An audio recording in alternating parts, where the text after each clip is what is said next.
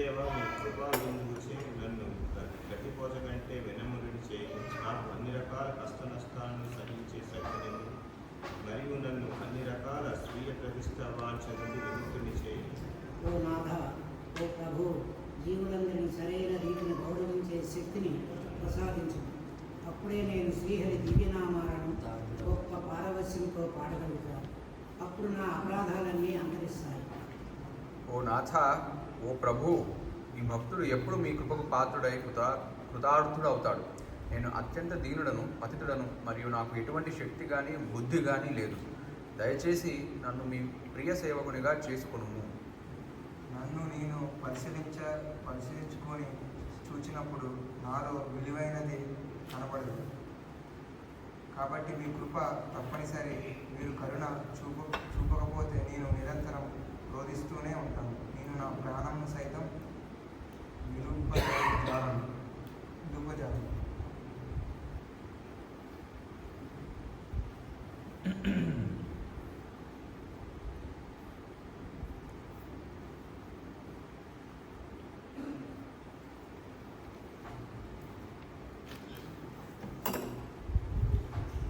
जय जय श्री चैतन्य जय नित्यानंद। जय जय श्री चैतन्य जय नित्यानंद। जय जय श्री चैतन्य जय श्री चैतन्य जय नित्यानंद। जय अद्वैत चंद्र जय अद्वैत चंद्र जय गौरभक्त वृंद। जय अद्वैत चंद्र जय अद्वैत चंद्र जय गौरभक्त वृंद। जय जय श्री जय जय श्री चैतन्य जय नित्यानंद।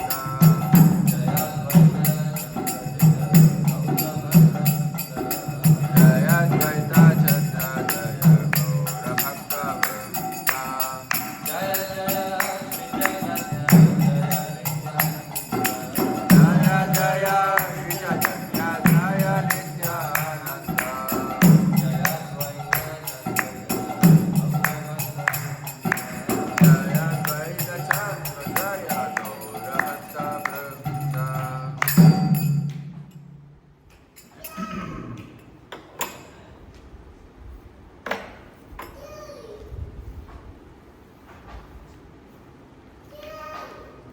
नमो विष्णुपादाय कृष्णप्रेष्ठाय भूतले श्रीमते भक्तिविलासस्वामिने नमः।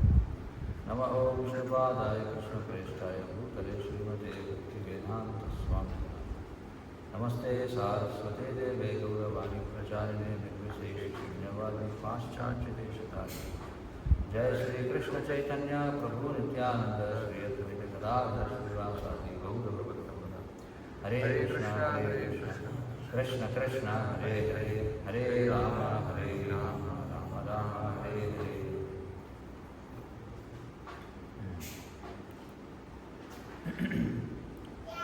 ఈరోజు చీడ దధి మహోత్సవం, అంటే అటుకులు పెరుగు మహోత్సవం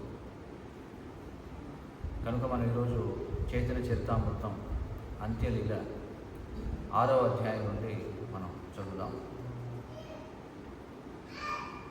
ఈ అధ్యాయం పేరు శ్రీ చైతన్య మహాప్రభు రఘునాథదాస గోస్వామిని కలుసుకోవడం. చైతన్య మహాప్రభు రఘునాథదాస గోస్వామి కలుసుకోవడం అనే అధ్యాయంలో అంత్యలీలలో 6వ అధ్యాయంలో దీని గురించి వివరించారనమాట. ఈ అధ్యాయం యొక్క సారాంశాన్ని శ్రీల భక్తినాథ ఠాకూర్లు తమ అమృత ప్రవాహ భాష్యంలో ఈ విధంగా చెప్పారు. భక్తినాథ ఠాకూర్ వారు చైతన్య చరితామృతానికి ఒక భాష్యం ఇచ్చారు. దాని పేరేమిటి? అమృత ప్రవాహ భాష్యం. శ్రీ చైతన్య మహాప్రభు దివ్యమైన ప్రేమమూర్ఛలు పొందినప్పుడు రామానందరాయలు స్వరూప దామోదర గోస్వామి ప్రక్కనే ఉండి ఆయనకు కావలసినవన్నీ చూస్తూ ఆయన కోరిన రీతిగా సంతృప్తిపరిచారు. రఘునాథదాస గోస్వామి శ్రీ చైతన్య మహాప్రభు పాదపద్మాల చెంతకు చేరుకోవాలని సుదీర్ఘకాలంగా ప్రయత్నించాడు. చివరకు అతడు ఇల్లు వదిలి మహాప్రభువును కలుసుకున్నాడు. శ్రీ చైతన్యులు బృందావనానికి వెళుతూ దారిలో శాంతిపురానికి వెళ్ళినప్పుడు రఘునాథదాస గోస్వామి ఆయన పాదపద్మాలకే తన జీవితాన్ని అంకితం చేశారు. అయినా ఈలోగా ముస్లిం అధికారి హిరణ్యదాసు అంటే రఘునాథదాసు పెద్దనాన్న పట్ల ద్వేషము గలవాడే పెద్ద న్యాయస్థాన మంత్రి ద్వారా ఖైదు చేయించే యత్నం చేశాడు. ఆ విధంగా హిరణ్యదాసు ఇల్లు వదిలిపెట్టి వెళ్ళిపోయాడు. కానీ రఘునాథదాసు తెలివి వలన ఆ అపార్థం తొలగిపోయింది. తరువాత రఘునాథదాసు పానీహటికి వెళ్ళి నిత్యానంద ప్రభు ఆదేశం మేరకు పెరుగుతో కలిపిన అటుకులు పంచుతూ పెద్ద ఉత్సవాన్ని ఏర్పాటు చేశాడు. దాన్ని చీడాదది మహోత్సవం అంటారు. ఉత్సవం జరిగిన మరునాడు నిత్యానంద ప్రభు రఘునాథదాసును దీవిస్తూ అచిరకాలంలోనే శ్రీ చైతన్య మహాప్రభు ఆశ్రయం లభించగలదని చెప్పారు. ఈ సంఘటన తరువాత రఘునాథదాసు యదునందన ఆచార్యుడనే తమ పూజారి సహాయంతో ఉపాయంగా ఇంటి నుండి బయటపడి పారిపోయాడు. సాధారణ మార్గాన్ని పట్టకుండా అతను రహస్యంగా జగన్నాథపురికి ప్రయాణమయ్యాడు. 12 రోజుల తరువాత అతను జగన్నాథపురిలో శ్రీ చైతన్య మహాప్రభు పాదపద్మాలను చేరుకున్నాడు. శ్రీ చైతన్య మహాప్రభు రఘునాథదాస గోస్వామిని స్వరూప దామోదర గోస్వామికి అప్పచెప్పారు. అందుకే రఘునాథదాస గోస్వామికి స్వరూపేర రఘు అంటే స్వరూప దామోదరుని రఘునాథుడు అనే పేరు వచ్చింది. 5 రోజుల పాటు రఘునాథుడు ఆలయంలో ప్రసాదం తీసుకున్నాడు. కానీ తరువాత అతడు గుడి సింహద్వారం వద్ద నిలబడి భిక్ష ద్వారా ఏది లభిస్తే అది తినడం మొదలుపెట్టాడు. తరువాత అతడు వివిధ అన్నదాన సత్రాలు దగ్గర భిక్ష స్వీకరించి జీవించాడు. రఘునాథదాస గోస్వామి తండ్రికి ఈ వార్త తెలియగానే కొంతమంది మనుషులను డబ్బుతో పాటు పంపించాడు. కానీ రఘునాథుడు ఆ ధనాన్ని స్వీకరించలేదు. సత్రాల దగ్గర భిక్షమెత్తి రఘునాథదాస గోస్వామి జీవిస్తున్నాడని తెలుసుకుని శ్రీ చైతన్య మహాప్రభు తమ స్వంత గుంజమాలను గోవర్ధన శిలను బహుకరించారు. రఘునాథుడు ఆ తరువాత పారవేసిన అన్నమును కడిగి తినడం మొదలుపెట్టాడు. ఈ వైరాగ్య జీవనము స్వరూప దామోదర గోస్వామి శ్రీ చైతన్య మహాప్రభు ఇద్దరిని ఎంతో ఆనందపరిచింది. ఒకరోజు శ్రీ చైతన్యులు బలవంతంగా అదే అన్నమును లాక్కుని ఆ విధముగా అంతటి వైరాగ్యం చూపిన రఘునాథదాస గోస్వామిని ఆశీర్వదించారు. ఇది సారాంశం మనం చెప్పుకున్నాం.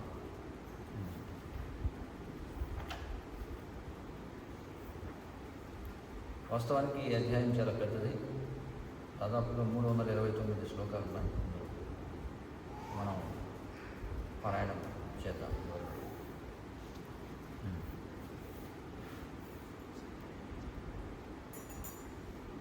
శ్రీకృష్ణ చైతన్య మహాప్రభు తమ నిర్హేతుకమైన కృప అనే త్రాళ్లతో యుక్తిగా రఘునాథదాస గోస్వామిని దుష్టమైన గృహాంధ కోపము నుండి వెలుగు తీశారు. స్వరూప దామోదర గోస్వామి రక్షణలో నిలిపి మహాప్రభు అతనిని తమ అంతరంగికులలో ఒకనిగా చేసుకున్నారు. ఆయనకు నా వందనములు అని చెప్పి ఎవరు చెబుతున్నారు? కృష్ణదాస దేవరాజ గోస్వామి వారు ప్రారంభిస్తున్నారు అన్నమాట. ఆ విధంగా ఏం చేశారంటే చైతన్య మహాప్రభు రఘునాథదాస గోస్వామిని గృహం అనేటువంటి అంతకోపం నుండి వెలికి తీశారట. చాలా యుక్తిగా, చాలా తెలివిగా వెలికి తీసి ఏం చేశారు? స్వరూప దామోదర గోస్వామి రక్షణలో ఉంచారు. ఉంచి మహాప్రభు ఏం చేశారు? అతనిని అంతరంగికులలో ఒకరిగా చేసుకున్నారు. ఆయనకు నా వందనములు అని చెప్పుకుంటున్నారు. శ్రీ చైతన్య మహాప్రభుకు జయము జయము, శ్రీ నిత్యానంద ప్రభువుకు జయము జయము, శ్రీ అద్వైతాచార్యునికి జయము, శ్రీ చైతన్య మహాప్రభుల వారి భక్తులందరికీ జయము అనుకున్నారు. తర్వాత ఈ విధంగా శ్రీ గౌరచంద్రుడు తమ అనుయాయులతో కలిసి జగన్నాథపురిలో వివిధ దివ్యానంద రీతులలో పలు లీలలు చేశారు. శ్రీకృష్ణ చైతన్య మహాప్రభు కృష్ణ వియోగ దుఃఖాన్ని అనుభవించిన భక్తులు బాధపడతారనే భయంతో తమ భావాలను బయటకు ప్రకటించలేదు. ఎవరు? చైతన్య మహాప్రభు. శ్రీకృష్ణ విరహ కారణంగా తీవ్రమైన దుఃఖాన్ని బయటకు ప్రదర్శించినప్పుడు ఆయన పొందిన వికారాలు వర్ణనాతీతం. మహాప్రభు శ్రీకృష్ణ విరహ దుఃఖాన్ని తీవ్రంగా అనుభవించినప్పుడు కేవలము శ్రీ రామానందరాయుల కృష్ణ కథా చర్చలు, స్వరూప దామోదరుని మధురమైన గీతాలు ఆయన ప్రాణాన్ని నిలబెట్టాయి. దాని నుంచి ఉపశమనం కలగాలంటే అది ఒకటే మార్గం. ఏమిటది? కృష్ణ కథా చర్చలు, స్వరూప దామోదరుని మధురమైన గీతాలు. పగటిపూట మహాప్రభు పలువురు భక్తులతో కూడి ఉండేవారు కనుక మనస్సు మళ్ళేది. కానీ రాత్రిపూట కృష్ణ విరహ వేదన తీవ్రంగా పెరిగేది.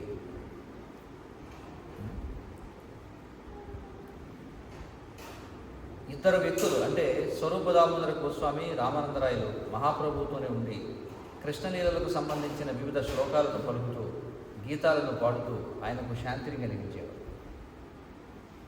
పూర్వము శ్రీకృష్ణుడు స్వయంగా ఉన్నప్పుడు రాధారాణిని గురించిన వియోగ భావన కలిగినప్పుడల్లా సుబలుడనే గోపాలుడు అతనికి ఆనందాన్ని ఇచ్చేవాడు. అదేవిధంగా రామానందరాయలు శ్రీ చైతన్య మహాప్రభువుకు ఆనందం కలిగించడంలో తోడ్పడ్డారు. పూర్వము రాధారాణి శ్రీకృష్ణ విరహ దుఃఖాన్ని అనుభవించినప్పుడు లలితా సఖి పలు రీతులలో సహాయపడి ఆమెను ప్రాణాలతో నిలిపింది.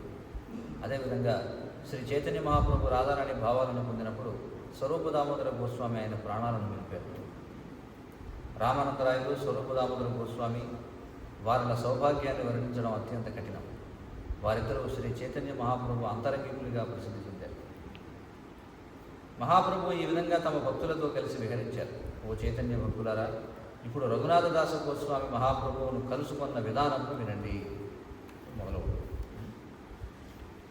గృహస్థాశ్రమంలో ఉన్నప్పుడు రఘునాథదాసు శాంతిపురంలో తనను కలుసుకోవడానికి వచ్చినప్పుడు శ్రీ చైతన్య మహాప్రభు నిర్హేతుక కరుణతో మంచి ఉపదేశం చేశారు.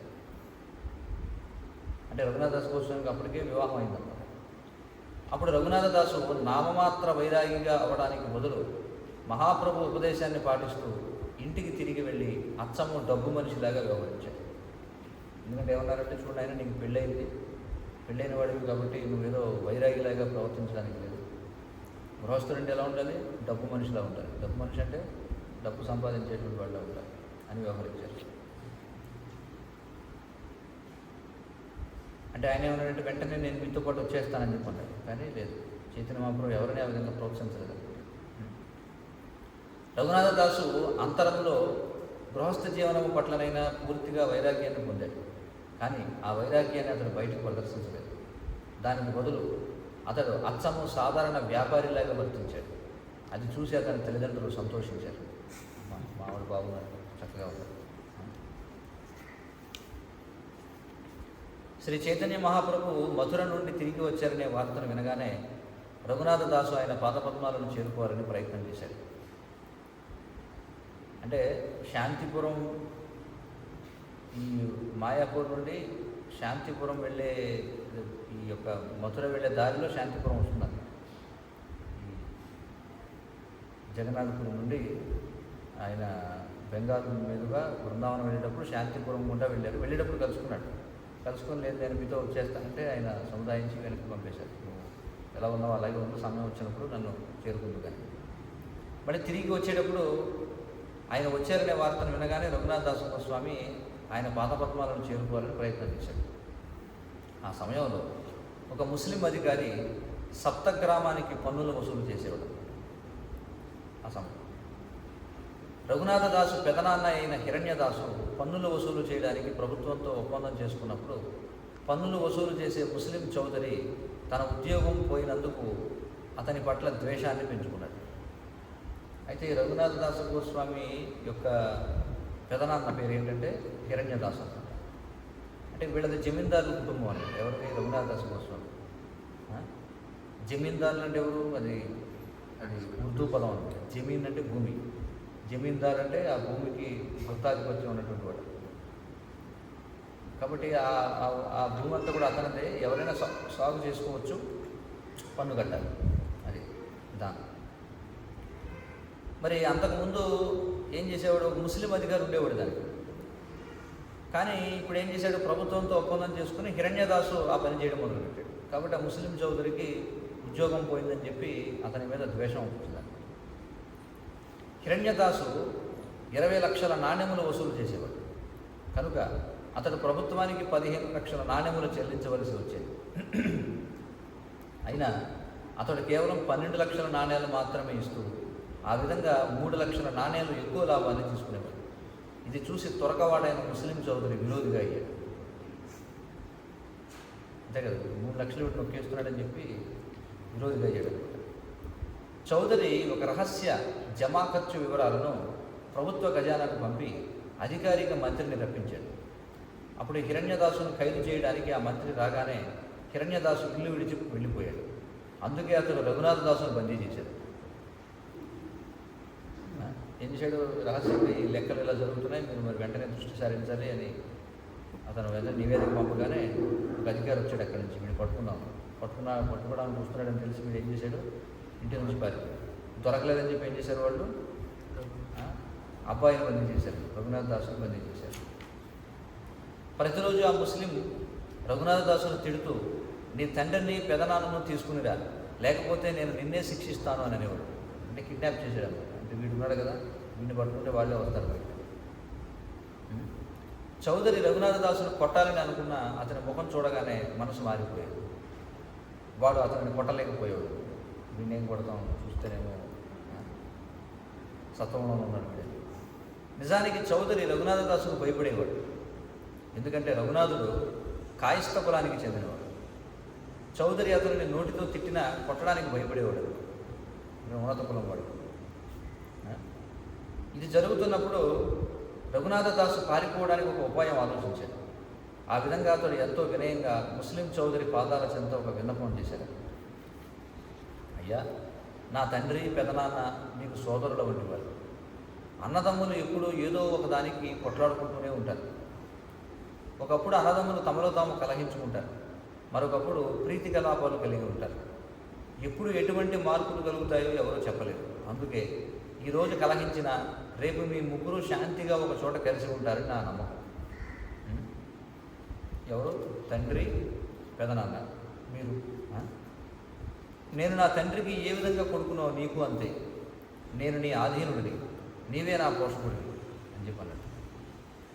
తాను పోషించే వ్యక్తిని శిక్షించడం పోషకునికి మంచిది కాదు. మీరు శాస్త్రాలలో నిపుణులు, నిజానికి మీరు సజీవ సాధువు వంటి వారు అని చెప్పి కోరుకోలేడు. ఎవరిని? రఘునాథ దాసు వినతిని వినగానే ముస్లిం మనసు మొత్తం మెత్తబడింది. అతడు ఏడవడం మొదలుపెట్టాడు. అతని గడ్డం మీదుగా అశ్రువులు కాదు, గడ్డం మీద నుంచి కాదు. ఈ రోజు నుండి నీవు నా కుమారుడివే, ఈరోజు ఏదో విధంగా నేను విడుదల చేస్తాను అని ముస్లిం చౌదరి రఘునాథ దాసుతో అన్నాడు. మంత్రికి చెప్పి చౌదరి రఘునాథ దాసును విడిచిపెట్టి ప్రేమతో ఇలా అన్నాడు. నీ పెదనాన్న తెలివి తక్కువవాడు. అతడు 8 లక్షల నాణ్యములను అనుభవిస్తున్నాడు. కానీ నేను కూడా దానికి భాగస్వామి. దానిలో నాకు కూడా కొంత వాటా ఇవ్వాలి. ఇప్పుడు నీ పెదనాన్న నాతో కలిసి ఏర్పాటు చేయి. అతడు ఏది మంచిదని తెలిస్తే అది చేయను. ఇప్పుడు నేను పూర్తిగా అతని నిర్ణయం మీద ఆధారపడి ఉంటాను. రఘునాథ దాసు తన పెదనాన్న చౌదరితో కలిసి ఏర్పాట్లు చేశాడు. అప్పుడు సమస్య పరిష్కారమై అంత శాంతిమయంగా అయింది. అంత వ్యవహారం. ఈ రకంగా రఘునాథ దాసు 1 సంవత్సరం పాటు అచ్చము ఉత్తమ వ్యాపారిలాగా కాలం గడిపాడు. కానీ మరుసటి సంవత్సరం అతడు ఇల్లు విడిచిపెట్టి పెట్టడానికి నిశ్చయించుకున్నాడు. అతడు రాత్రి వేళ లేచి ఒంటరిగా వెళ్ళిపోయాడు. కానీ అతని తండ్రి చాలా దూరంలో పట్టుకుని ఇంటికి తిరిగి తెచ్చాడు. ఇది దాదాపు ప్రతిరోజు వ్యవహారంగా మారింది. రఘునాథుడు ఇంటి నుండి పారిపోయేవాడు. తండ్రి అతన్ని పట్టి వెనకకు తీసుకుని వచ్చేవాడు. అప్పుడు రఘునాథ దాసుని తల్లి అతని భర్తతో ఇలా పలికింది. ఏమని? మన పిల్లవాడు పిచ్చివాడయ్యాడు, వీడిని తాళ్ళతో కట్టి ఉంచండి అని ఆమె అన్నప్పుడు తండ్రి అతి దుఃఖితుడై ఆమెతో ఇలా అన్నాడు. చూడండి, తల్లి చెప్పిందట. ఏమని? వీడు పిచ్చివాడు అయిపోయాడు, వీడిని తాళతో కట్టేయండి, ఎందుకంటే రోజు పారిపోతున్నాడే వెనక్కి తీసుకొస్తున్నారు. అలా అంటే వెంటనే తండ్రి చాలా దుఃఖంతో ఇలా అన్నాడు. ఏమని? మన కుమారుడు రఘునాథ దాసుకు స్వర్గరాజు ఇంద్రుని వంటి ఐశ్వర్యం ఉంది, అప్సరస వంటి భార్య ఉన్నది. అయినా అవి అతని మనస్సును కట్టివేయలేకపోతున్నాయి. అటువంటప్పుడు త్రాళ్లతో కట్టి అతనిని ఇంట్లో ఎలా ఉంచగలుగుతాం? వ్యక్తి యొక్క గతకర్మ ఫలాన్ని పరిహరించడం అతని తండ్రికైనా సాధ్యం కాదు. వీడికి సాధువుల్లో కలిసిపోవాలంటే మనం ఏం చేస్తాం? తాడుతో కట్టిన ఆపుకుంటాం. గతకర్మ ఫలాన్ని పరిహరించడం తండ్రికైనా సాధ్యం కాదు కదా. ఒకసారి తండ్రి పిల్లల్ని భౌతికత్వంలోకి పెడదాం అనుకుంటాడు, కానీ వాడు భక్తుడయ్యే అవకాశం. లేదా కొన్నిసార్లు తండ్రి పిల్లవాడిని భక్తుడిని చేద్దాం అనుకుంటాడు, కానీ వాడు భౌతికంగా మారుతాడు. మనం ఏం చేస్తాం? శ్రీ చైతన్య మహాప్రభు అతనిపై తమ కరుణను పూర్తిగా కురిపించారు. చైతన్య చంద్రుని పట్ల పిచ్చివాడైనట్టి వ్యక్తిని ఎవరింట్లో ఉంచగలరు? వీడు చైతన్య మహాప్రభు అంటే పిచ్చి, ఇంక వీడిని ఎవరు ఉంచగలుగుతారు? ఏమీ ఆపలేవు. అప్పుడు రఘునాథులకు మనసులో ఏదో తట్టింది. మరునాడు అతడు నిత్యానంద గోసాయి వద్దకు వెళ్ళాడు. ఏం చేశాడట? నిత్యానంద గోసాయి దగ్గరికి వెళ్ళాడు. అంటే ఇవన్నీ విఘ్నాలు కలుగుతున్నాయి, మొత్తానికి నేను చైతన్య మహాప్రభుని కలుసుకోలేకపోతున్నాను అనగానే అతనికి ఏదో పరమాత్మ వెంటనే గురించి నువ్వు నిత్యానంద గోస్వామిని కలుగు అని చెప్పారు. పానీహటి ఊరిలో రఘునాథ దాసుకు నిత్యానంద ప్రభు దర్శనం కలిగింది. ఆయన అప్పుడు పలువురు కీర్తనకారులతో సేవకులతో కూడి ఉన్నారు. పానిహటి అనేటువంటి ప్రదేశంలో కలిశారు. గంగానది ఒడ్డున ఒక చెట్టు కింద ఉన్నట్టు రాయి మీద కూర్చొని ఉన్న నిత్యానంద ప్రభు కోటి సూర్యులు ఉదయించినంత కాంతితో కనిపించారు. అక్కడికి వెళ్ళి నిత్యానందని కలుసుకునేటప్పుడు చాలామంది భక్తులు ఆయన చుట్టూ నేల మీద కూర్చున్నారు. నిత్యానంద ప్రభు ప్రభావాన్ని చూసి రఘునాథదాసు చకితుడయ్యాడు. అంటే ఆయన యొక్క ఐశ్వర్యం, ఆయన యొక్క వైభవాన్ని చూసి వెంటనే అతడు చకితుడయ్యాడు. రఘునాథదాసు దూరము నుండే సాష్టాంగ దండ ప్రణామం చేశాడు. అప్పుడు నిత్యానంద ప్రభువుల వారి సేవకుడు ఒకడు అది సూచిస్తూ, అదుగో రఘునాథదాసు మీకు నమస్కరిస్తున్నాడు అని అన్నాడు. అది విని నిత్యానంద ప్రభు పలుకుతూ, నీవు దొంగవి, ఇప్పుడు నన్ను చూడడానికి వచ్చావు, ఇక్కడికి రా ఇక్కడికి, ఈరోజు నిన్ను దండిస్తాను అని అన్నాడు. ఎవరు? నిత్యానంద. ప్రభువు పిలిచిన రఘునాథదాసు ఆయన దగ్గరికి వెళ్ళలేదు. అప్పుడు నిత్యానందుడు బలవంతంగా అతన్ని పట్టుకుని అతని తలపై తన పాదపద్మాలను పెట్టారు. నిత్యానంద ప్రభు సహజంగానే పరమ కరుణామయుడు, నవ్వు పుట్టించేవాడు. అమిత కరుణామయులై ఆయన రఘునాథదాసుతో ఈ విధంగా పలికారు, నీవు దొంగవి, దగ్గరకు రాకుండా నీవు దూరంగానే ఉంటున్నావు. ఇప్పుడు నిన్ను పట్టుకున్నాను కనుక ఇక తప్పక శిక్షించి తీరుతాను అన్నాడు. ఒక ఉత్సవాన్ని ఏర్పాటు చేసి నా వాళ్ళందరికీ పెరుగు అటుకులు తినిపించు. అది విని రఘునాథదాసు పరమానంద భరితుడయ్యాడు. కాబట్టి నేను అనేక రకాల సందేహాలు, ఏం చేయాలి, ఇంత వివరణ వస్తుంది, జాగ్రత్తగా ఏం చెప్పారట, పెరుగు అటుకులు తినిపించు అని చెప్పారు. రఘునాథదాసు నానా రకాల తినుబండారాలను కొని తీసుకుని వచ్చేందుకు తన మనుషులను వెంటనే దగ్గరలో ఉన్న ఊరికి పంపాడు. ఎందుకంటే జమీందారు కూడా కదా, అనేక మంది సేవకులు ఉంటారు, వెంటనే కావాల్సిన పట్టరమని చెప్పి ఊరికి పంపాడు. రఘునాథదాసు అటుకులు, పెరుగు, పాలు, మిఠాయిలు, చక్కెర, అరటిపండ్లు, ఇతర తినుబండారాలు తెప్పించి అన్నింటినీ చుట్టూ ఏర్పాటు చేశాడు. ఉత్సవము జరగబోతున్నదని విని బ్రాహ్మణులు, సజ్జనులు అక్కడికి రావడం మొదలుపెట్టారు. ఆ విధంగా అక్కడ అసంఖ్యాక జనులు చేరారు. జనులు పెరిగిపోవడం చూసి రఘునాథదాసు ఇంకా చాలా తినుబండారాలు ఇతర ఊళ్ళ నుండి తెప్పించాడు. అతడు 400 పెద్ద గుండ్రని మట్టి కుండలను కూడా తెప్పించాడు. 400 పెద్ద గుండ్రని మట్టి కుండలు అంటే 800 కుండలు తెప్పించాడు. చెప్పేటువంటి తీరు అనమాట. ఈ విధంగా అతడు 5-7 పెద్ద పెద్ద మట్టి కుండలను కూడా తెప్పించాడు. అందులో ఒక బ్రాహ్మణుడు నిత్యానంద ప్రభు ప్రీత్యర్థం అటుకులను నానబెట్టడం మొదలుపెట్టాడు. ఒకచోట ప్రతి పెద్ద కుండలలో వేడిపాలలో అటుకులు నానబెట్టారు. ఉన్నారు కదా, ఏమేం చేశారు, మనం కూడా చేయాలనుకుంటే అలా అనుసరించాలి. ఒకచోట ప్రతి పెద్ద కుండలలో వేడిపాలలో అటుకులు నానబెట్టారు. తర్వాత సగం అటుకులను పెరుగు, చక్కెర, అరటిపండ్లతో కలిపారు. పెరుగుతోటి, చక్కెరతోటి, అరటిపండ్లతోటి కలిపారు. మిగిలిన సగం అటుకులను మరగబెట్టి చిక్కగా చేసిన పాలతోనూ, చెంపకల అనే ప్రత్యేకమైన అరటిపండ్లతోనూ కలిపారు. తరువాత చక్కెర, నెయ్యి, కర్పూరం దానికి మిళితం చేశారు. ఏం చేశారు? ఇక్కడ మరగబెట్టి చిక్కగా వేసిన పాలతో కొన్ని కలిపారట, కొన్నేమో వేడి పాలలో నానబెట్టారట, కొన్నేమో పెరుగు, చక్కెర, అరటిపండ్లతో కలిపారట, కొన్ని ఏం చేశారట, చంపకల అనే ప్రత్యేకమైన అరటిపండ్లతో కలిపారట, పాలతోటి అరటిపండ్లతోటి కలిపారు. తర్వాత చక్కెర, నెయ్యి, కర్పూరం దానికి మిళితం చేశారు. వేడి పాలల్లో ఏం చేశారు, అటుకులు వేశారు, అందులో అరటిపళ్ళు వేశారు, అరటిపళ్ళు ఇంకేం చేశారు, చక్కెర వేశారు, నెయ్యి వేశారు, కర్పూరం వేశారు. కొన్ని వాటిలో ఏం చేశారు, పెరుగులో అటుకులు వేసి అందులో అరటిపళ్ళు వేశారు, అందులో కర్పూరం వేశారు, నెయ్యి వేశారు, చక్కెర వేశారు. శ్రీ నిత్యానంద ప్రభు కొత్త వస్త్రాన్ని కట్టుకుని వచ్చి ఎత్తైన వేదిక మీద కూర్చున్న తరువాత బ్రాహ్మణుడు 7 పెద్ద మట్టి కుండలను ఆయన ముందుకు తెచ్చిపెట్టాడు. వేదిక మీద శ్రీ నిత్యానందుల అత్యంత ప్రధాన అనుయాయులు, ఇతర ప్రముఖులు చుట్టూ కూర్చున్నారు. వారిలో రామదాసు, సుందరానందుడు, గదాధరదాసు, మురారి, కమలాకరుడు, సదాశివుడు, పురంధరుడు ఉన్నారు. ధనంజయుడు, జగదీశుడు, పరమేశ్వరదాసు, మహేశుడు, గౌరీదాసు, కోడా కృష్ణదాసు కూడా అక్కడ ఉన్నారు. అదే రీతిగా ఉద్ధరణదత్త ఠాకూరులు మున్నగు అనుయాయులందరూ శ్రీ నిత్యానంద ప్రభుతో పాటు వేదికపై కూర్చున్నారు. వారి సంఖ్యను ఎవరూ లెక్క పెట్టలేరు.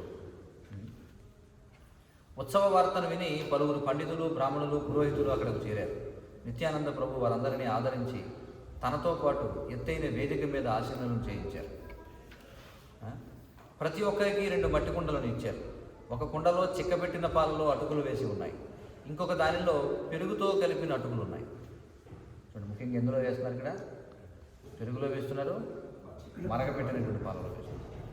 మిగిలిన వారందరూ ఆ వేదిక చుట్టూ గుంపులు గుంపులుగా కూర్చున్నారు. అక్కడ ఎంతమంది ఉన్నారో ఎవరూ లెక్క పెట్టలేరు. ప్రతి ఒక్కరికి 2 మట్టి కుండలు ఇచ్చారు. ఒక కుండ పెరుగులో అటుకులు నానబెట్టినవి, ఇంకొకటి చిక్కబెట్టిన పాలలో అటుకులు నానబెట్టినవి. వీటితో పాటు ఏం కలపాలి? నెయ్యి, కర్పూరం, చక్కెర కలపాలి, అరటిపళ్ళు కలపాలి, కర్పూరం కలపాలి. రెసిపీ అందరూ గుర్తుంచుకోండి. వేదిక మీద స్థానం దొరకని బ్రాహ్మణులు కొందరు తమ 2 మట్టి గుండలను గంగా తీరంలో కూర్చొని అక్కడ తమ అటుకులను నానబెట్టుకున్నారు. అంటే ఎవరికి వాళ్ళకి అటుకులు ఇచ్చారనమాట. 2 కుండలు ఇచ్చారు, పాలు ఇచ్చారు, మరగబెట్టిన పాలు ఇచ్చారు, అలాగే పెరుగు కూడా ఇచ్చేసారు. ఎవరికి అటుకుల వాడి పట్టుకెళ్ళి నానబెట్టుకోవడం అందరూ. గంగా తీరంలోనైనా స్థానం దొరకని ఇంకొందరు నీళ్లలో దిగి 2 రకాల అటుకులను తినడం మొదలుపెట్టారు. ఇంకా అక్కడ ఉడ్డును కూడా దొరకలేదనమాట. అంటే జనం అంతా పెరిగిపోయారు. ఏదో పుష్కరాలకు వచ్చినట్టు వచ్చారు. ఏం చేశారు? కొంతమంది నీళ్ళల్లో నుంచున్నారు. ఈ విధంగా కొందరు వేదిక మీద తిన్నారు, కొందరు వేదిక క్రింద తిన్నారు, కొందరు గంగా తీరంలో తిన్నారు. ఆహారం పంచడానికి ఉన్నట్టు 20 మంది వ్యక్తులు వారందరికీ 2 మట్టి కుండలు ఇచ్చారు. అదే సమయంలో రాఘవ పండితుడు అక్కడికి వచ్చాడు. అక్కడ పరిస్థితిని చూసి అతడు విస్మయంతో నవ్వసాగాడు. అతడు నెయ్యితో వండిన నానా వంటకాలను భగవన్ నివేదన చేసి తీసుకుని వచ్చాడు. ఆ ప్రసాదాన్ని అతడు తొలుత నిత్యానంద ప్రభువుకి ఇచ్చి తరువాత భక్తులకు పంచాడు. రాఘవ పండితుడు నిత్యానందునితో మాట్లాడుతూ, ప్రభు, మీ కొరకు నేను నైవేద్యం పెట్టాను, కానీ మీరు ఇక్కడ ఉత్సవంలో ఉన్నారు, ఇంట్లో ప్రసాదం మిగిలిపోయింది అని అన్నాడు. నిత్యానంద ప్రభువు జవాబు చెప్పసాగారు, పగటిపూట నేను ఈ ఆహారం అంతా తింటాను, రాత్రి వేళ నీ ఇంట్లో భోజనం చేస్తాను. నేను గోపజాతికి చెందినవాడిని. సాధారణంగా నా వెంట చాలామంది గోపగణం ఉంటారు. నదీ తీరంలో వనభోజనంలాగా అందరము కలిసి తింటే నాకు చాలా ఆనందంగా ఉంటుంది. శ్రీ నిత్యానంద ప్రభు రాఘవ పండితుని కూడా కూర్చుండజేసి 2 కుండలు అతనికి కూడా ఇప్పించారు. 2 రకాల నానబెట్టిన అటుకులు అందులో ఉన్నాయి. అందుకే 2 రకాలు, పాలలో నానబెట్టింది, చిక్కబెట్టిన పాలలో, పెరుగులో నానబెట్టింది. ప్రతి ఒక్కరికి అటుకులు పంచగానే శ్రీ నిత్యానంద ప్రభు ధ్యానంలో శ్రీ చైతన్య మహాప్రభువును అక్కడికి తీసుకుని వచ్చారు. ధ్యానంలో చైతన్య మహాప్రభువుని తీసుకొచ్చారు నిత్యానంద. శ్రీ చైతన్య మహాప్రభు రాగానే శ్రీ నిత్యానందుడు లేచి నిలబడ్డాడు. అందరూ పెరుగుతో, చిక్కబెట్టిన పాలతో కలిపిన అటుకులు తిని ఆనందించడం వారు చూశారు. ప్రతి కొండ నుండి నిత్యానంద ప్రభు ఒక్కొక్క గుప్పెడు అటుకులు తీసి నవ్వుతూ శ్రీ చైతన్య మహాప్రభు నోట్లో పెట్టారు. మొత్తం అక్కడ ఎంతమంది ఉన్నారో అంతమంది కొండల్లోంచి గుప్పెడు అటుకులు తీసి చైతన్య మహాప్రభు ఇచ్చారు. శ్రీ చైతన్య మహాప్రభు కూడా నవ్వుతూ ఒక్కొక్క గుప్పెడు ఆహారాన్ని నిత్యానంద ప్రభు నోట్లో పెట్టి ఆయన అది తినేటట్లు చేసి బాగా నవ్వసాగారు. ఈ ప్రకారంగా నిత్యానంద ప్రభు అన్ని గుంపుల మధ్య నడవసాగారు. అక్కడ నిలబడి ఉన్న వైష్ణవులందరూ ఆ వినోదాన్ని చూడసాగారు. శ్రీ నిత్యానంద ప్రభు ఆ విధంగా నడుస్తూ ఏం చేయాలో, ఏం చేస్తున్నారో ఎవరికి అర్థం కాలేదు. అంటే ఇక్కడ చైతన్య మహాప్రభు ఎవరికి కనిపించట్లా. ఇంకా అర్థమవుతుంది కదా, నిత్యానంద ప్రభువే కనిపిస్తున్నారు. ఎవరికి అర్థం కావట్లేదు. అందరి దగ్గరికి వెళ్తున్నారు. నిత్యానంద ప్రభు ఇలా తీస్తున్నారు, ఇలా పెడుతున్నారు. మళ్ళీ ఎవరో తీసి పెడుతుంటే ఏం తింటున్నారు, ఏం జరుగుతుంది అని అనుకున్నారు. కానీ పరమ భాగ్యవంతులైన కొందరు శ్రీ చైతన్య మహాప్రభు కూడా అక్కడ ఉండడం దర్శించారు. చాలా కొద్ది మందికి మాత్రమే కనిపించింది. తర్వాత నిత్యానంద ప్రభు నవ్వుతూ కూర్చున్నారు. ఆయనకు కుడి పక్కన 4 కుండలలో ఉప్పుడు బియ్యం నుండి చెయ్యని అటుకులు నానబెట్టారు. అంటే ఇది వేరే రకం అటుకులు. అంటే ఉప్పుడు బియ్యం అంటే ఏంటి? ధాన్యం ఉడకబెట్టి దాని నుంచి అటుకులు తయారు చేస్తారు. అవి కాకుండా పచ్చి బియ్యం నుంచి తయారు చేసిన అటుకులు కొన్ని ఉన్నాయి.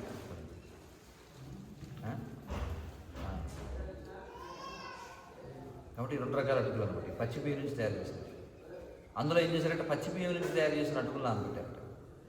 శ్రీ నిత్యానంద ప్రభు శ్రీ చైతన్య మహాప్రభువుకు ఒక ఆసనమును ఇచ్చి కూర్చుండజేశారు. అప్పుడు ఇద్దరు సోదరులు అటుకులు తినడం మొదలుపెట్టారు. తనతో కలిసి శ్రీ చైతన్య మహాప్రభు తినడం చూసి నిత్యానంద ప్రభు ఎంతో ఆనందించి నానా ప్రకారాల భావావేశం ప్రకటించారు. అందరూ హరినామం కీర్తిస్తూ తినండి అని నిత్యానంద ప్రభు ఆదేశించగానే హరిహరి అనే ప్రతిధ్వని విశ్వమంతటా నిండింది. అందుకే మనం ఏం చదువుతాం, ప్రేమే ఢాకో చైతన్య నితాయ్. అంటే ఆహారం భుజించినప్పుడు ఏం చెప్పాలి మనం, చైతన్య నితాయ్ హరి హరి అని కీర్తిస్తున్నారు. వైష్ణవులందరూ హరిహరి అని పలుకుతూ తింటున్నప్పుడు కృష్ణ బలరాములు తమ గోపబాల మిత్రులతో కూడి యమునా తీరంలో ఏ విధంగా తిన్నారో గుర్తు చేసుకున్నారు. శ్రీ చైతన్య మహాప్రభు శ్రీ నిత్యానంద ప్రభు అమిత కరుణ గలవారు, ఉదారులు. ఈ వ్యవహారం అంతా వారు అంగీకరించారంటే అది రఘునాథదాసు పరమ భాగ్యమే. చూడండి, ఇదంతా కూడా మరి అంటే రఘునాథదాసు జన్మధన్యం అయిపోయినట్టే కదా. ఎందుకంటే వాళ్ళందరూ కూడా సంతోషించారు ఈ ఏర్పాటు అంతా చూసి. నిత్యానంద ప్రభు ప్రభావాన్ని కృపను ఎవరు తెలుసుకోగలరు? ఆయన ఎంతటి శక్తివంతులంటే శ్రీ చైతన్య మహాప్రభువునే గంగా తీరంలో అటుకులు తినడానికి రప్పించారు. శ్రీ రామదాసాది అంతరంగిక భక్తులందరూ ప్రేమలో మునిగిపోయారు. వారందరూ గంగా తీరాన్ని యమునా తీరంలో తలచారు. ఇతర ఊళ్ళలోని దుకాణదారులు ఉత్సవం గురించి విని అటుకులు, పెరుగు, మిఠాయిలు, అరటిపండ్లు అమ్మడానికి అక్కడికి వచ్చారు. అయితే ఆ రోజుల్లో ఇవి ఎందుకంటే సాధారణంగా పాల పదార్థాలు అనేవి మనం ఎక్కడైనా తీసుకోవచ్చు అనమాట, దానికి నిషేధం లేదు. కానీ అది పూర్వం, ఇప్పుడు కాదు. ఎందుకంటే ఇప్పుడు అమ్మేవి అవి నిజమైన పెరుగు కాదు, పాలు కాదు. అర్థమవుతుందా? పూర్వం ఎవరించినా సరే పాలు, పెరుగు, మజ్జిగ ఇవన్నీ స్వీకరించవచ్చు. కానీ ఈ రోజులు అలా చేయడానికి కూడా లేదు. చూడండి, ఇతర ఊళ్ళో చేసిన వాళ్ళు ఎవరైనా పర్వాలేదు, పాలు ఎవరైనా పర్వాలేదు. స్వచ్ఛమైన పాలు, పెరుగు అయితే ఎవరైనా పర్వాలేదు. దానికి ఏమంటారు, దోషం, దానికి రాయితీ ఇవ్వబడింది.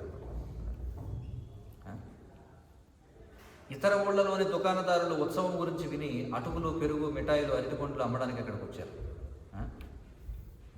నానా రకాల తినుబండారాలతో వారు రాగానే రఘునాథదాసు అంతా కొనేశాడు.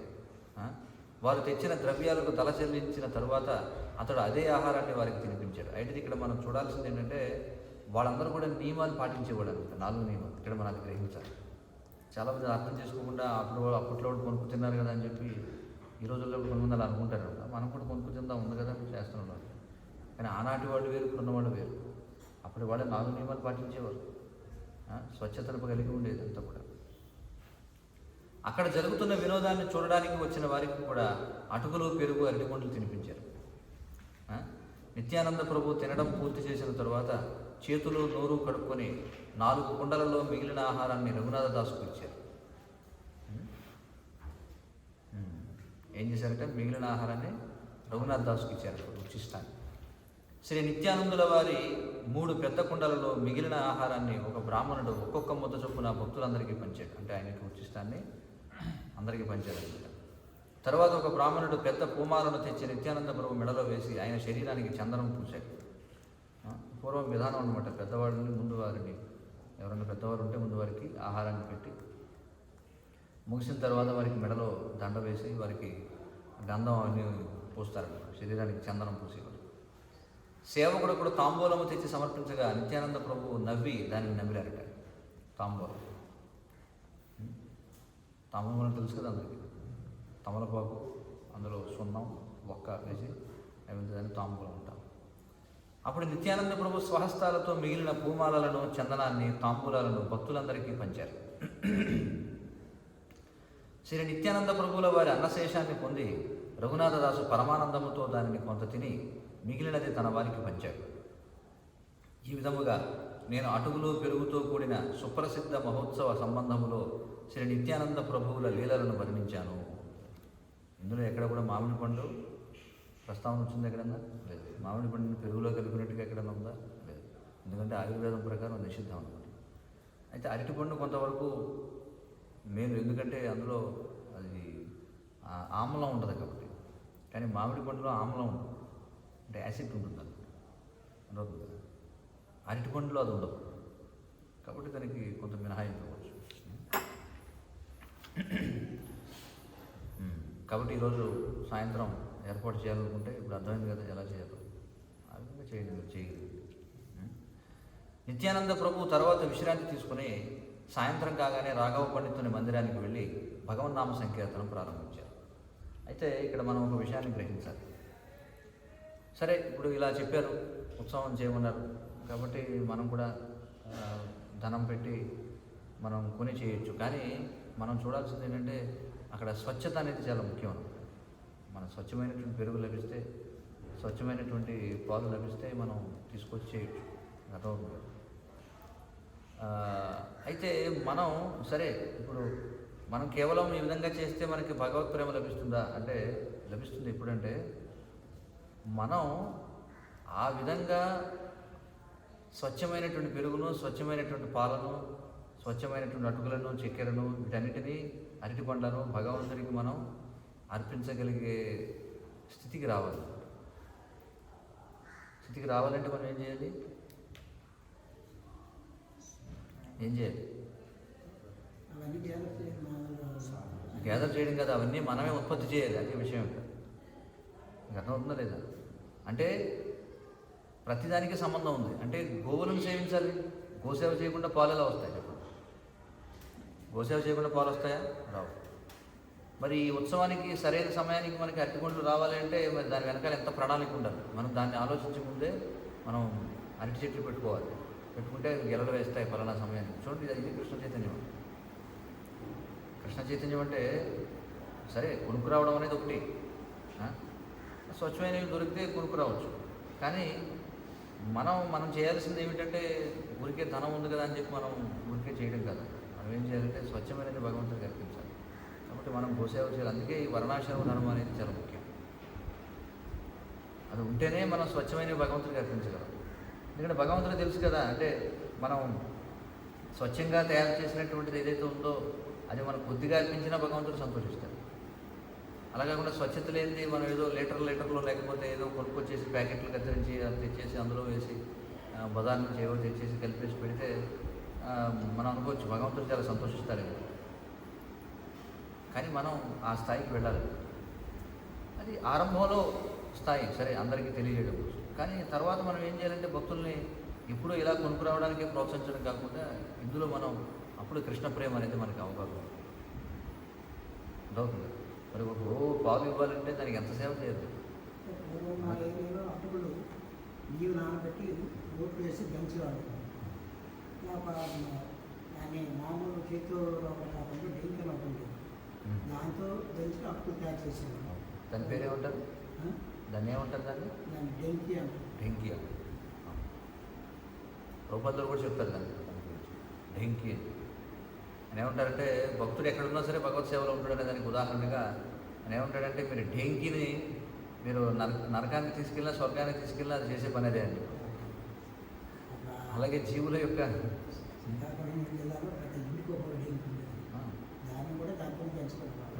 ఇప్పుడు చూడండి, ఇప్పుడు ప్రతిదానికి అవతల మీద ఆధారపడాలి. మనం ఇప్పుడు ఏంటి ధాన్యం ఆడించాలంటే 100 ఫోన్లు, తర్వాత పరిస్థితి కదా. దాన్ని ఆడేవాడు ఎవడో, రైస్ మిల్ ఎక్కడుంది, ఏమిటి, దానికి వాహనం ఎక్కడుంది. కానీ మనం దాన్ని కూడా మనం భక్తిగా మార్చుకోవచ్చు. ఎలా భక్తిగా మార్చుకోవచ్చు? ఆ డేంకి పెట్టుకోవచ్చు, మనమే కొట్టుకోవచ్చు. అదే భక్తి అంటే. భక్తి అంటే అందరికీ ఉన్నటువంటి ఒక దురభిప్రాయం ఏంటంటే జనం ఇప్పుడు ఏమనుకుంటారంటే భక్తి అంటే గుళ్ళో కూర్చొని కాసేపు భజన చేసుకోవడం, అంతే కదా. అంటే మిగతా పనులను ఎవరు చేస్తారు మరి? అవి డబ్బుతో మనం చేయించవచ్చు. అది కాదనమాట, చాలా దురభిప్రాయం అదే. ప్రతి పని ఎప్పుడైతే మనం కృష్ణ చైతన్యంలో ఉంటామో ఇప్పుడు ఆ డేంకి కొడుతున్నాం అనుకోండి, ఉదాహరణ కూడా కాలుతో తొక్కాలి, అంతే కదా. కాలుతో టపా కొడతాం. వాడికి తెలుసు ఏంటి ఇది, నేను దాన్ని ట్రిప్ తీసి దాన్ని ఏం చేస్తాను, నేను భగవంతుడికి సమర్పిస్తానని తెలుసా లేదా? వాడు కూరగాయలు పండించేవాడు ఉన్నాడు, కూరగాయలు పండించి దేనికి అతను తెలుసా లేదా?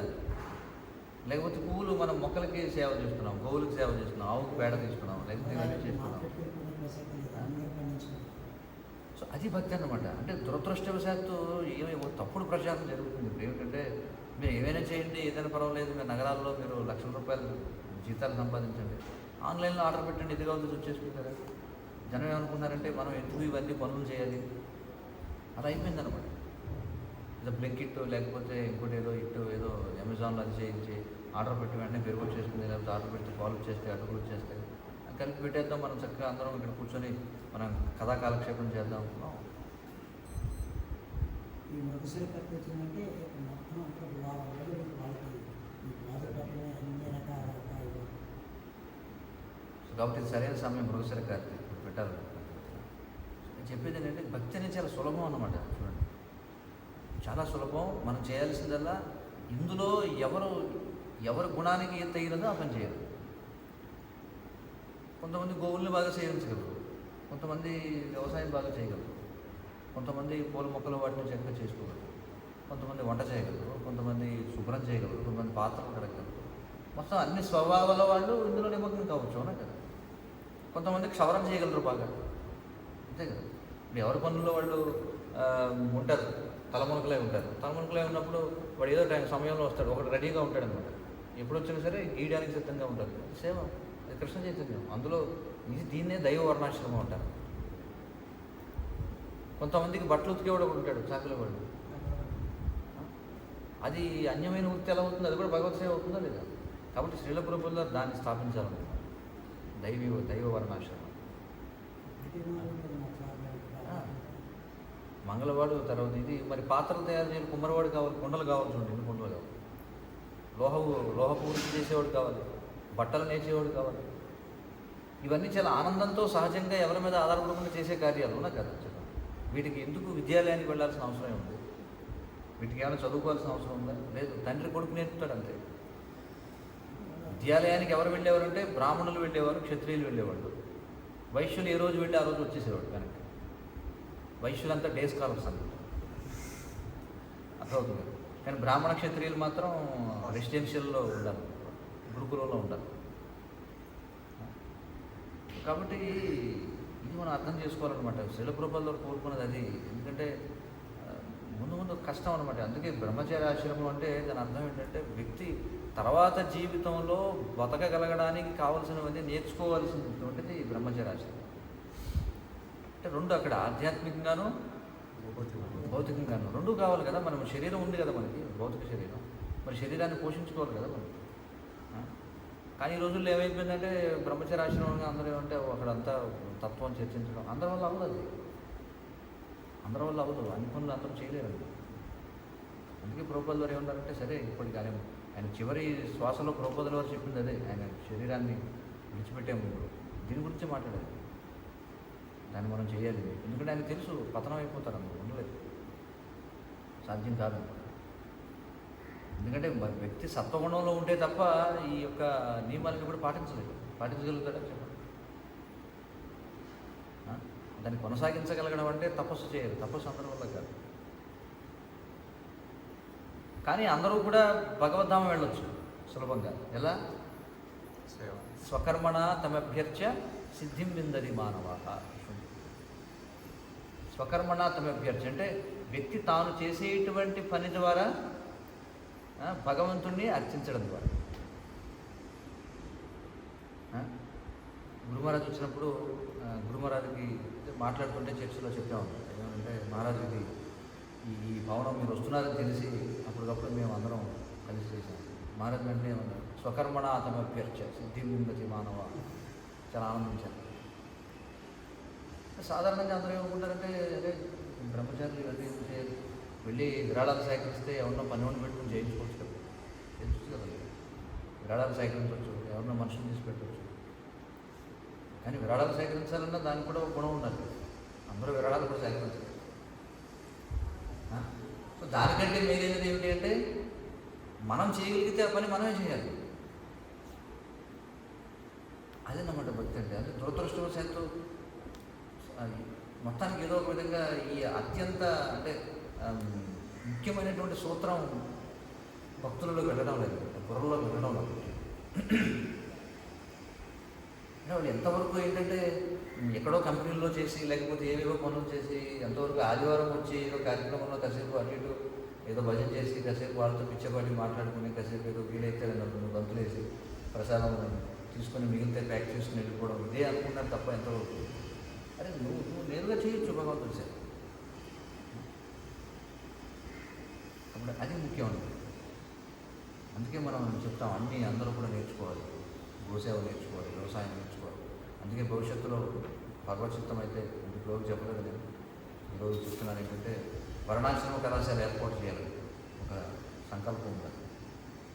ఎందుకంటే ప్రభుత్వ వారి కోరిక అని చెప్పారు. ప్రతి మందిరానికి కూడా అనుసంధానంగా ఒక వ్యవసాయ క్షేత్రం ఉండాలి, అలాగే ఒక వర్ణాశ్రమ కళాశాల ఉండాలి. ప్రతి మందిరానికి అనుబంధంగా ఉండాలి. అలా అయితేనే మనం అందరినీ మన కృష్ణజీలో తీసుకురాగలం. మీరు ఒక వ్యక్తిని తీసుకొచ్చి నువ్వు జపమే చేయి, లేకపోతే నువ్వు పుస్తకాలు చదువు, లేకపోతే నువ్వు పుస్తక వితరణే చేయి, లేకపోతే నువ్వు ఇదే చేయి అన్నా అనుకోండి ఎంతమంది చేయగలరు? ఓకే, అత్యవసర స్థితిలో అందరూ అన్ని పనులు చేయాలి, అది కూడా అవసరమే. ఎలా అంటే ఇప్పుడు మనం సైన్యంలోకి వెళ్ళామనుకోండి, సైన్యంలో వంట చేసేవాడికి కూడా తుపాకీ పెట్టుకుని నేర్పుతారు. అర్థమవుతుంది కదా. వాడు అంత నిపుణుడే ఉండకపోవచ్చు, కానీ అత్యవసర స్థితి వస్తే వాడు కూడా తుపాకీ పట్టుకోవాలన్నమాట. అందుకే శరీర ప్రభుత్వం ఏం చేశారంటే బ్రహ్మచారి అనేవాడికి 5 పనులు తెలియాలన్నారు ప్రతి ఒక్కరు. ఏం పనులు తెలియాలన్నారు? ముఖ్యంగా పట్టణాల్లో మనం చూస్తే ఏమన్నారు, ఎంతో కొంత ప్రచారం చేయడం రావాలి ప్రతి ఒక్కరికి, వాయించడం, పాడడం రావాలి, వాయించడం రావాలి, డ్రైవింగ్ రావాలని చెప్పారు, ఈత కూడా రావాలని చెప్పారు, కంప్యూటర్, వంట చేయడం రావాలని చెప్పారు, అర్చించడం చెప్పలేదు. ఎందుకంటే ఆయన చెప్పింది ఆయన పాశ్చాత్యులను దృష్టిలో పెట్టుకొని, అంటే పట్టణాల్లో ఉన్నటువంటి వాళ్ళ గురించి. కానీ మరి గ్రామాల ప్రాంతాల్లో ఉన్నటువంటి వారికి అన్నీ తెలిసి ఉండాలి. అంటే అత్యవసర స్థితిలో మనం వంట చేయగలిగి ఉండాలి, అత్యవసర స్థితిలో మనం పుస్తకోత్తరం చేయగలిగి ఉండాలి, అత్యవసర స్థితిలో మనం మాట్లాడగలిగి ఉండాలి, అత్యవసర స్థితిలో మనం పాడగలిగి ఉండాలి, అత్యవసర స్థితిలో అన్నీ చేయగలిగి ఉండాలి. ఆ మాత్రం శిక్షణ ఉండాలి. సాధారణ సమయాల్లో ఎవరి కర్మల్లో వారి నిమగ్నం ఉంటారు. ఇది మనం అర్థం చేసుకోవచ్చు. కాబట్టి ఇది చాలా ముఖ్యం అనమాట. అందుకని సరే ఇదంతా చదువుతున్నాం, సంవత్సరం ఊరికే చదివి ఊరుకోవడం కాదనమాట. మనం ఇప్పుడు ఆ స్థాయికి ఎక్కువ వెళ్తాం. మనం ఇప్పుడు కుండలు ఇప్పుడు మనం తయారు చేయడం, లేకపోతే అసలు కుండలు తయారు చేయడం ఎవరున్నాడు? అసలు పాలు ఎక్కడ దొరుకుతుంది? పాలు లేదు, పెరుగు ఎక్కడ దొరుకుతుంది? ఏమిటి పరిస్థితి? పండ్లు ఎక్కడ దొరుకుతుంది? కాబట్టి మనం వాటిని ఉత్పత్తి చేయాలి, సేకరించగలగాలి స్వచ్ఛమైనటువంటి. రాను రాను స్వచ్ఛత అనేది ఉండదు. ఉంటుందా? కష్టం. కాబట్టి మనం ఇవన్నీ చేయాలన్నమాట. అంటే కొన్నిసార్లు కొంతమంది ఏమనుకుంటారంటే అక్కడ వేరే మందిరాల్లో వాళ్ళందరూ చాలా పెద్ద పెద్ద కోర్సులు చేస్తున్నారు, అందరూ వాళ్ళు ఏదో శాస్త్రాలు బాగా అధ్యయనం చేస్తున్నారు, లేకపోతే వాళ్ళు ఏదో చేస్తున్నారు. పట్టణాల్లో అంతకుమించి చేయగలిగింది ఏముంది చెప్పండి? ఏం చేస్తారు పట్టణాలు? అందుకే పట్టణాల్లో ఉన్న వాళ్ళు కోర్సులు చేస్తుంటారు. ఎందుకంటే వాళ్ళు చేయడానికి ఏం లేదు అక్కడ ఆచరణలు. అక్కడ చెట్టు పెంచడానికి లేదు, పాలు వేయడానికి లేదు, ఒక మొక్క వేయడానికి లేదు. ఊరికే శాస్త్ర చర్చ ఇంకా అంతకుమించి ఏముంది? సాక్షాత్కారం ఉండదు నమ్ముతుంది. కానీ ఎప్పుడైతే మన భౌతికంగా చూసినా సరే మనం సుఖించాలంటే కష్టపడాలి. కష్టపడినవాడే సుఖంగా ఉంది. ఒకవేళ ఒక వ్యక్తి అతిపెద్ద తిండిపోతే అయినా సరే వాడు అంతగా తిండి తినాలంటే ముందు శరీరాన్ని కష్టపెట్టాలి, అంతే కదా. కష్టపడకుండా నేను తిని కూర్చుంటానంటే ఏమవుతుంది? కాబట్టి ఇంద్రియ భోగం చేయాలన్నా కష్టపడాలి కదా, కష్టపడకుండా ఏమవుతుంది? అప్పుడు కష్టం అనుకుంటే మనం సుఖాన్ని కూడా అనుభవించలేము. కష్టపడకుండా సుఖాన్ని అనుభవించాలనుకుంటే ఆ సుఖం విషంగా మారుతుంది, వ్యాధిగా మారుతుంది. అందుకే ఇప్పుడు కూడా ముఖ్యంగా బ్రహ్మచారం అంటే ఇది శిక్షణ కార్యక్రమం, ఇది అర్థం చేసుకోవాలి. అందుకే బ్రహ్మచారి ఎందుకు వినయంగా ఉండాలంటే నేర్చుకునేవాడు వినయంగానే ఉండాలి, అంతేనే కదా. నేర్చుకున్నాడు ఎవడు నాకు వచ్చి గౌరవం. నేర్చుకునేది ఎప్పుడు వినయంగా ఉండాలి. నేర్చుకునేవాడు తప్పు చేయడానికి భయపడకూడదు. తప్పు చేయడానికి భయపడకూడదు అంటే అర్థం ఏంటి? కావాలని తప్పు చేయమని కాదు, తప్పు అవుతుందేమో అని చేయకుండా ఉండడానికి ఎవడన్నా భయపడుతున్నారంటే వాడు అనర్థం అనమాట. శిక్షణ ఉన్నట్టు కాదు. ఏదో ఒక పని చెప్పాము ఎవరికో, చెప్పినప్పుడు అనుభవం నా వల్ల అది ఉండదు, తప్పు అవుతుందేమో. నువ్వు నేర్చుకోలేవు అలా అయితే, అంతేనే కదా, నేర్చుకోగలరా? కాబట్టి తప్పు చేయమని చెప్పడం వల్ల, కానీ తప్పు జరుగుతుందనేటువంటి భయం ఉండకూడదు. కాబట్టి తప్పు చేసినప్పుడు సరిదిద్దపడాలి కదా. శిక్షణ అంటేనే అందులో శిక్ష అనేది ఉంది. ఎందుకంటే మనం తప్పు చేస్తాం కాబట్టి ముందు శిక్షించి తర్వాత మనకి ఆ విషయం నేర్పుతారు. అందుకే కృష్ణుడు కూడా అర్జునుడికి ముందు ఏం చేశాడు? ఏమన్నాడు ముందు? లభ్యమాస్మగమఃపార్థ నైతత్వయుపపద్యతే ఏమన్నా క్షుత్రం హృదయ దౌర్బల్యం త్యక్తోత్తిష్ట పరంతప. మరొక శ్లోకంలో ఉన్నాడు, అంతకుముందు శ్లోకం. ఎక్కడి నుంచి వచ్చింది నీకు? ఏముంటుంది? కుతస్త్వా కష్మలమిదం. ఎక్కడి నుంచి వచ్చిందే నీకు? కుతస్త్వా కష్మలమిదం విషమే సముపస్థితం అనార్యదృష్టం అస్వర్గ్యం అకీర్తికరం అర్జున. ఏమన్నాడు? కుజ్జవుడిలో మాట్లాడుతున్నావు అనుకో. క్షత్రియుడికి అంతకంటే తిట్టేం కాదు. పూర్వం కొన్నాళ్ళు కుజ్జవుడిలో నటించావు కదా, ఇంకా అలాగే ఉన్నావా ఏంటి అంటే కదా. కాబట్టి మనం ఎప్పుడు కూడా ఒళ్ళు వంచడానికి సిద్ధంగా ఉండాలి. సౌఖ్యాన్ని కోరుకు, సుఖించాలనుకుంటే జీవితంలో సౌఖ్యాన్ని కోరుకు. ప్రస్తుత సమాజంలో అన్ని సౌఖ్యాలు ఉన్నాయి, కానీ ఎందుకని సుఖంగా లేరు జనం? చెప్పండి. అన్ని సౌఖ్యాలు ఉన్నప్పటికీ సుఖంగా లేరు ఎవరు. ఎందుకని? ఆ సౌఖ్యాలన్నీ ఒళ్ళు వంచకుండా వస్తున్నాయి కదా. ఆ సౌఖ్యాలన్నీ అర్హత లేకపోయినా వస్తున్నాయి కదా. భోగించడానికి ఎవరికి కూడా అవకాశం లేదు. భోగించే సామర్థ్యం లేదు, వాడు భోగించడం లేడు. భోగిస్తే వ్యాధి వస్తుంది. అందుచేత మనం ఎప్పుడు కూడా నేర్చుకోవడానికి సిద్ధంగా ఉండాలి. అంటే మనం ముందే తెలిసి ఉండాలి, మనం నేర్చుకుంటామంటే మనం తప్పులు చేస్తాం. తప్పు చేయడం మానవ సహజం, అదే చెప్పుకుని చేస్తున్నాం. కానీ మనం సరిదిద్దుకోవాలి, అదే మానవ ధర్మం. కాబట్టి ఎప్పుడు భయపడకూడదు. అందుకే ఇప్పుడు వినయంగా ఉండాలి, ఎప్పుడు కూడా నేర్చుకోవడానికి సిద్ధంగా ఉండాలి. అలాగే అందరికీ కూడా పరస్పర సహకారం అనేది ఉండాలి. మనం ఒక సంఘంలో ఉన్నప్పుడు మనకి కొన్ని సాంఘిక కట్టుబాట్లు అనేవి ఉంటుంది. మనం ఏ సంఘంతో ఉన్నామో ఆ సంఘంలో వాళ్ళతో స్నేహం చేయాలి. అంతేనే. కాబట్టి ఇవన్నీ చాలా ముఖ్యమైనటువంటి విషయాలు. మరి ఈ విధంగా నిత్యానంద ప్రభు యొక్క కృపకు పాత్రుడయ్యారు ఎవరు? రఘునాథ దాస్ గోస్వామి. కాబట్టి ఇక్కడ మనకి రెండు, మనం మాయావాదులు కాదనమాట. మనం ఊరికే తత్వం తీసుకుంటాం, వ్యవహారం మనకు అవసరం. అలాగే మన వైష్ణవులు కాబట్టి మనకి తిరుగుబాటులు కావాలి, అలాగే తత్వం కూడా కావాలి. మాయావాదులు ఏమంటారంటే తత్వం చాలు, మిగతాయింది మనకు అవసరం లేదు. భగవంతుని నటించడానికి ఆయన అంతటా ఉన్నాడు కదా, మనకు తెలియదా భగవంతుని అంతటా ఉన్నాడు. కానీ మనం ఏమంటాం, మనం నిరాకారవాదులం కాదు, సాకారవాదులు. అందుకే మనకి రెండు ఉంటాయి. వైష్ణవత్వంలో మాత్రమే ఇది ఉంటుందా? వైష్ణవత్వంలో తత్వం ఉంటుంది, అలాగే వాస్తవమైనటువంటి ఆచరణ రెండు కూడా. రెండింటినీ మనం సమతుల్యం చేసుకుంటూ ఉండాలి. హరే కృష్ణ హరే కృష్ణ హరే కృష్ణ కృష్ణ కృష్ణ హరే హరే రామ రామ రామ శ్రీ చైతన్య మహాచరితామృతం కి, శ్రీ చీడాలకి మహోత్సవం కి హరే కృష్ణ. నేను కృష్ణరావు మీరు వర్ణాశ్రమ ధర్మం గురించి చెప్పారు. వర్ణాశ్రమ ధర్మం స్థాపిస్తే కనుక ఖచ్చితంగా 4 వర్ణాలు వస్తాయి: బ్రాహ్మణ, క్షత్రియ, వైశ్య, శూద్ర వస్తాయి. ఎప్పుడైతే శూద్రులు వస్తారో వాడి వృత్తిలో కుండలు చేయడము, లేకపోతే వాళ్ళ వృత్తిలో నిమగ్నం అవుతారు.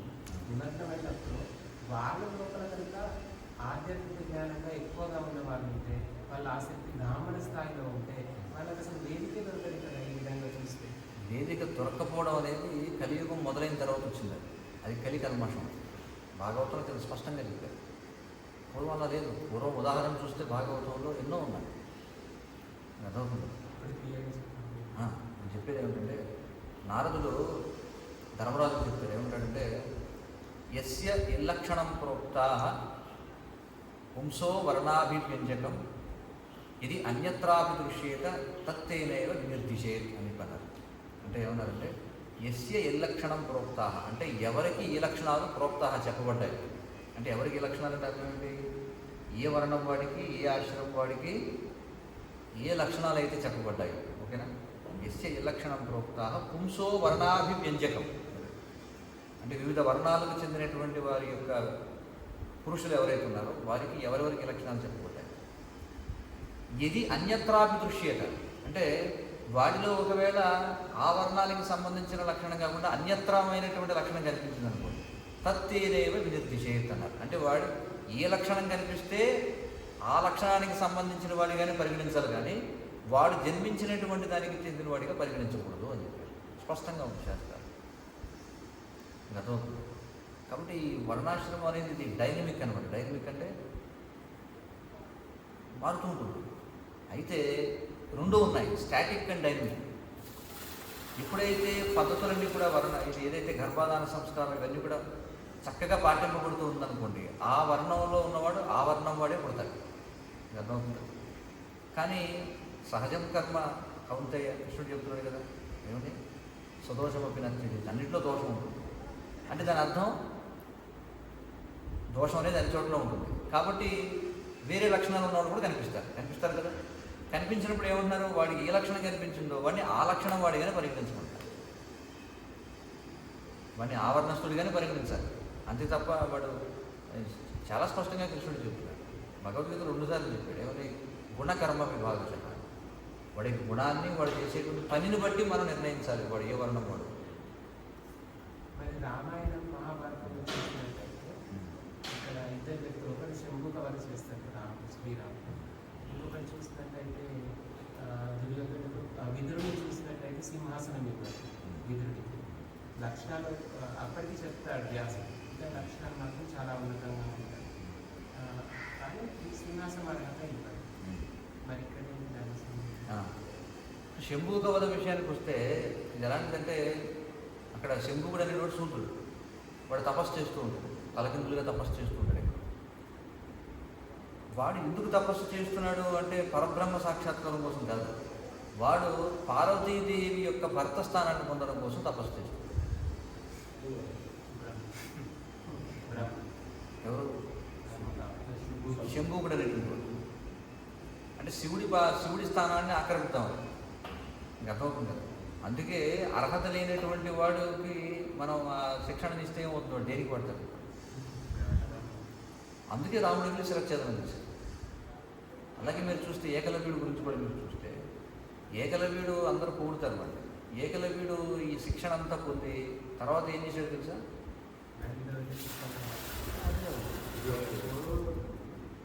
ఎప్పుడైతే మధురా నగరంపై యవనులు దాడి చేశారు కదా, ఆ సమయంలో ఆ యవనుల పక్షాన్ని పోరాడాడు. వాడు ఎవరైనా ఏదైనా నేర్చుకోవచ్చు, కానీ అది భగవంతునికి వ్యతిరేకంగా జరిగితే వెంటనే దాన్ని మనం నిరోధించాలి.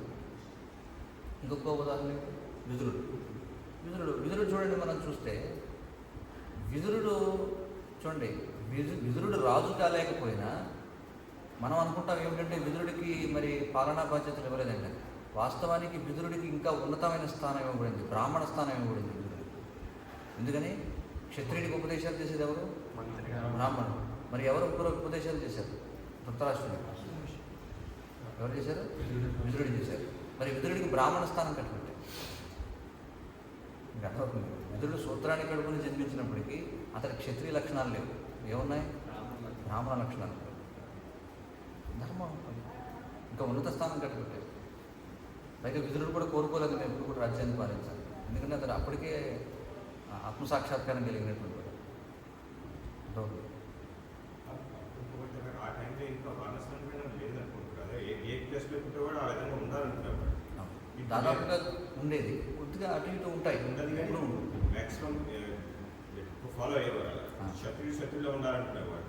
అంటే 3 పాదాలు చూడండి మనకి చెప్పబడింది కదా.